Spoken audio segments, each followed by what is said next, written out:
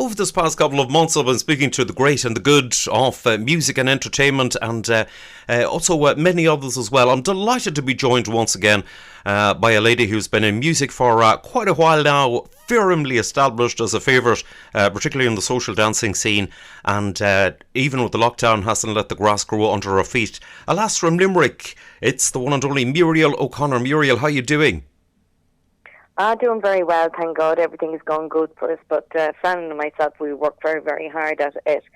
Both of us, because we were kids when we got into the business, and we're still kids inside us, but we still work very hard with it. Indeed so. Yeah, you've done some Trojan work yourself, indeed, and Fran, over the years. Yeah, between concerts and dances and everything, and the TV shows and the radio shows, we have really gone hell for leather into it, but it isn't really a job for us because we don't see it as that because we love it so much.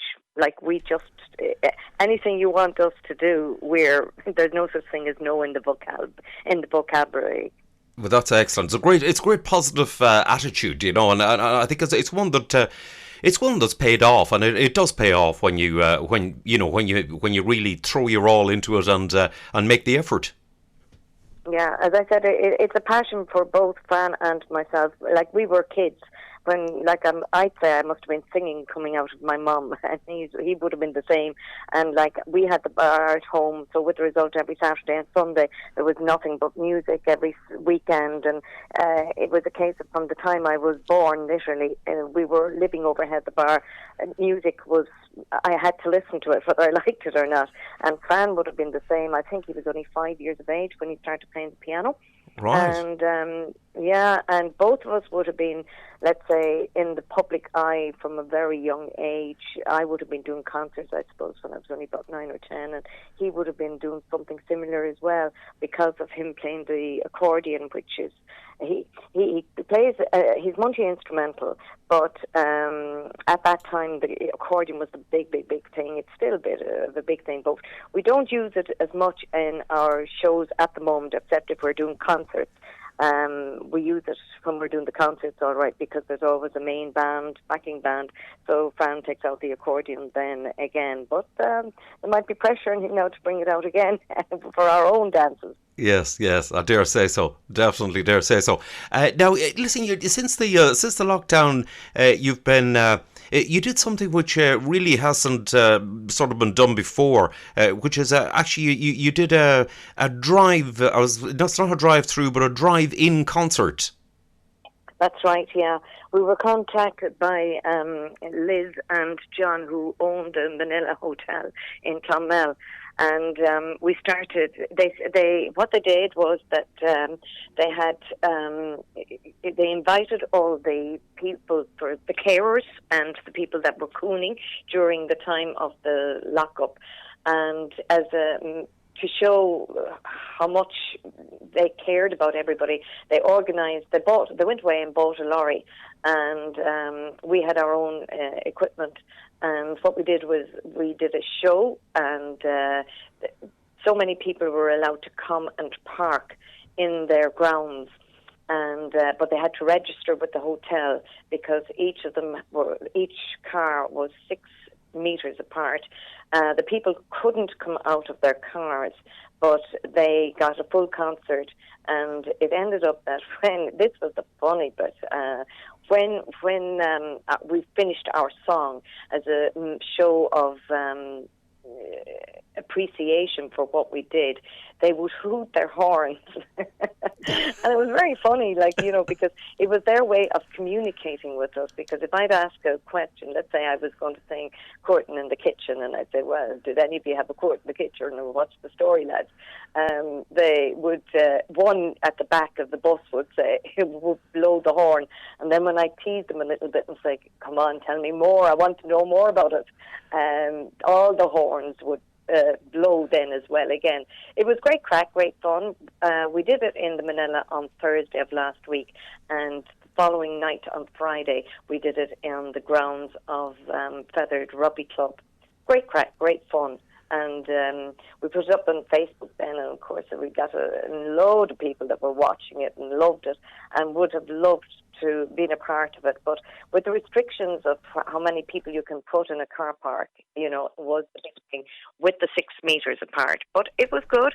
And the amount of people, especially the older people that hadn't been out and had been cocooning because they were 70 plus, when you'd go round the field to talk to them, they said, "Oh, we put on our best dress and we washed our hair and we really went to town as if they were going out." It was just wonderful, and it was something for them that really meant a lot.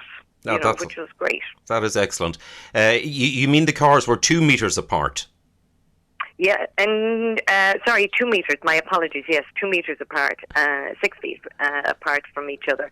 But as I said, everyone rolled down their windows or they had their doors open because this weather last week was it was so warm. It was brilliant, absolutely brilliant. And as I said, then the people that owned the hotel, they actually had little goodie bags for the people that turned up and made them feel most welcome. It was great. That's and a great excellent experience as well. Indeed so. I bet you never thought that you would be playing out on a lorry like to a car park.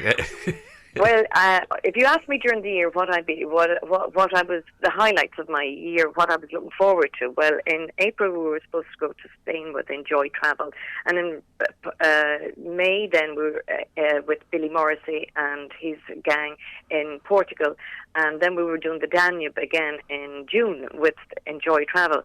And it ended up that the highlight of my night was going to the Hotel Manila for one evening and Feathered for another evening out in the grounds of the rugby club on a lorry. So that was the highlight of 2020, but it was great.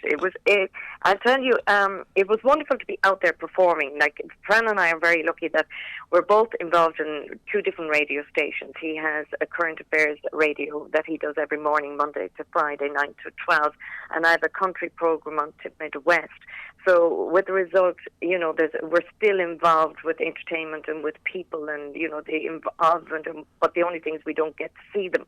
And also we're lucky enough to have the TV show, which is going from strength to strength at the minute. And with the results, the amount of work that you have to do with these shows and what you're, to keep up with everything, there's a lot of work involved. I love it all, and it's great that I was still involved with people, and there are people that would come to our gigs or our concerts or whatever, So I'd know them personally, and it was great to have that contact. But do I miss seeing them? Hugely, absolutely hugely. But with music, I think you're never finished, and we're also recording as well at the minute. So it's all we never take a total chill pill, to be honest with you. Right, you're certainly hard at it. And how are you actually doing the recording remotely at the moment, or? Well, you see, because I'm involved in the radio station, I can travel, right? And now our restrictions are totally gone down again, which is great. But we, as I said, I have to travel for the work thing, and it's great. And it means, as I said, there's an awful lot of work involved in it. But I love it all. I have no problem in doing it, and I do it all over again. And as I said, I would normally have all of that plus the gigging as well. So, it has still worked out okay for us, But again, we have to wait until the 1 meter comes in before we can do other shows again. But as I said, this came up out of the blue where we were able to do it. Now, it was a charity thing that we were doing, and it was a way of saying thank you to all of the people who look after the people that were in nursing homes and things like that. A show of appreciation, which was great. That's excellent. And it was a big lift, as I said, for an awful lot of the cooners and their carers. As I said, the amount of people that went and got mass cards and everything to show their appreciation and how it meant just that way of lifting them up. I know that we can all play music, but being at a gig is still the icing on the cake, it seems. Indeed. So, well done, Muriel, on it all, I'll have to say. And you're definitely not letting the grass grow under your feet in the times that we have in it.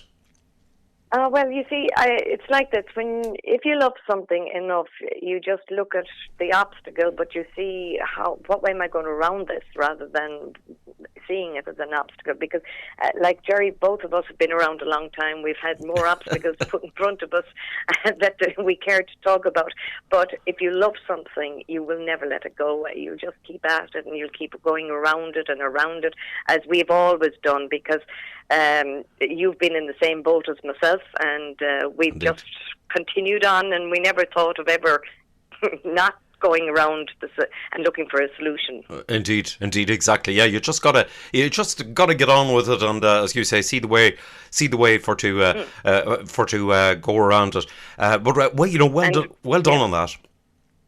Well, with music, it's a thing that you just have to go with. You have to love it. If you don't love it, then there's no way, because you're coming in and going out at ridiculous hours, and you're self-employed, and every obstacle that you can think of will be put on your list. It's like everybody has a date in mind when they're going back to work, but unfortunately, as to people like ourselves, there is no such date yet. We're Indeed. just still in limbo land, but we're still not going to sit and wait for it. We'll go along with the terms and conditions that have been put in front of us, and we'll work around it until such time as we're back to normal. Indeed. Thank God. I think all musicians, true musicians, think like that. Yes, you can't. Yeah, but you can't let yourself get down over the whole situation. But I mean, it's going, and as you say, heaven only knows when the whole thing will be back up and running. But we're all looking forward to that day. Oh yes, and please God, hopefully we'll be doing a UK tour next year as well. As you know, Fran was with the Bards, and Yes. the amount of people, especially in the UK, have put us under pressure to know, when are you coming over? When can we say hello? And when can we catch up and do all the different things that And of course, I used to go over there, as you know, quite regularly Yes. to the UK as well. And please God, hopefully we'll be able to give you dates next time we're talking to you. Oh, that would be brilliant. Muriel, listen, it's lovely to speak with you. Pass on our best regards to your other half of your act, the one and only Fran. And listen, it's been lovely to catch up with you again, Muriel. And well done on all you do. Likewise, and please God, we'll end up having a chat very, very shortly over there.